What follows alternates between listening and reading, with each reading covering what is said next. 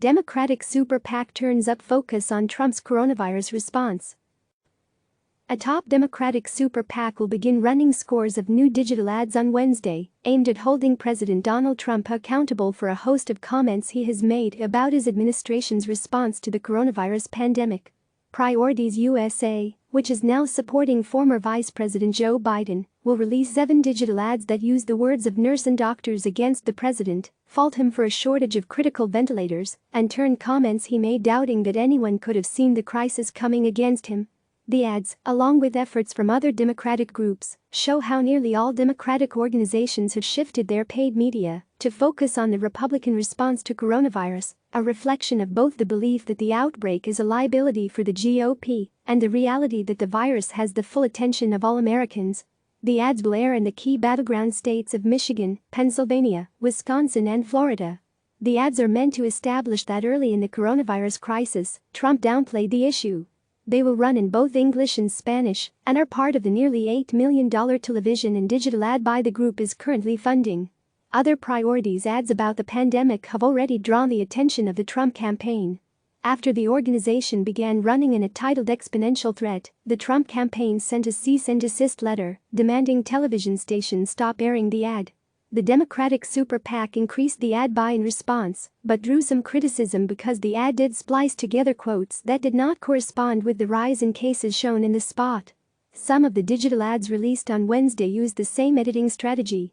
One of the new ads, titled Nurse and Doctors, features the voices of healthcare workers who feel they have not been provided with the needed personal protective equipment as they treat people infected with the contagious virus. It felt like I was working in a war zone, a nurse says in the spot.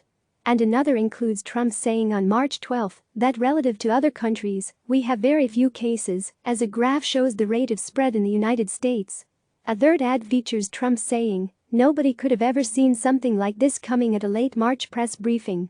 The spot then features media reports about how a playbook for how the federal government could respond to a pandemic was not used by the Trump administration. It didn't have to be this way, a final slate in the ad reads. Trump failed to act.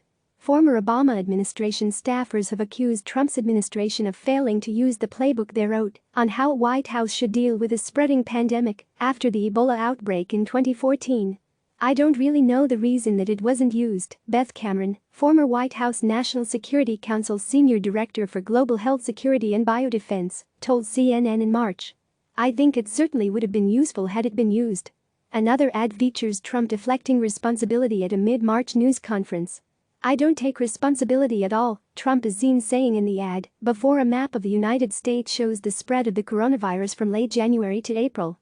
The ad also features Trump telling a reporter in January that his administration has it totally under control, and Trump saying at a late February press briefing that his administration has done a great job in keeping the virus down to a minimum. The ad closes with an image of Trump and his quote, I don't take responsibility at all, in large block letters. One ad faults Trump for a nationwide shortage of ventilators. The Trump administration looked to remedy the issue by invoking the Defense Production Act to compel companies to build ventilators, but some have accused Trump of ignoring the possible ventilator shortage for weeks.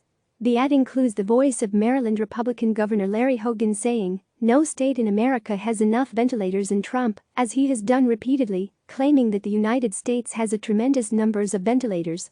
Trump is still denying the truth, reads the final slate in the ad as Trump's voice says, I think we are going to be in very good shape. The ads, all of which focus on coronavirus, signal how the virus has consumed the entire political conversation. Democratic candidates, just over a month ago, were debating a host of policy issues as the Trump campaign geared up to define the eventual Democratic nominee.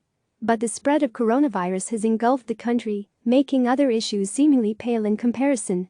Priorities USA, a group that stayed out of the primary and instead focused on attacking Trump, backed Biden in mid-March, even as Vermont Senator Bernie Sanders is staying in the race, despite his significant delegate deficit. The math is now clear, Guy Cecil, the chairman of the Super PAC, tweeted on March 10. Joe Biden is going to be the Democratic nominee for president, and at Prioritize is going to do everything we can to help him defeat Donald Trump in November. I hope others will join us in the fight. Two of the ads released by the Super PAC on Wednesday directly back Biden, contrasting clips of the former vice president calling for the truth and the end of wasting any more time with Trump, saying his administration has it totally under control. Click subscribe to receive the latest news.